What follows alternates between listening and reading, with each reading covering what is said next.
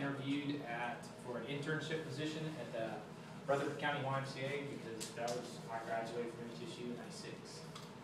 That's how I know Laurel. Laurel was the child care director there when the center still had child care. And Rutherford at the time had the largest child care program. So I started there in '95 as an intern.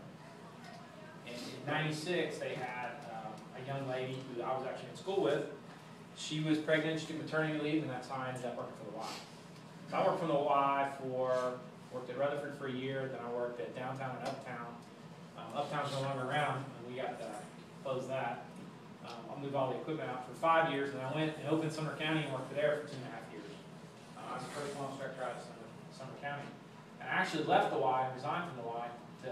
I had started my master's, and I wanted to teach.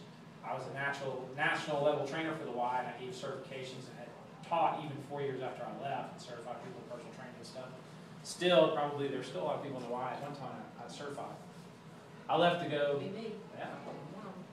I left to go get my PhD. I was going to get fast tracked. That's what I really wanted to do. I wanted to teach, and I was a service technician. I started working on equipment.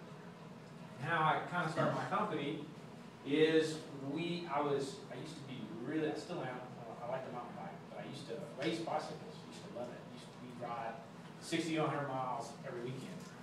And I was out with our race group. I got in an accident. A guy went off the road. He's kind of held off the road and I hit him in the face.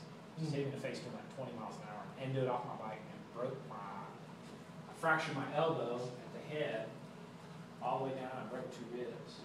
That was on Saturday, and I started work on that.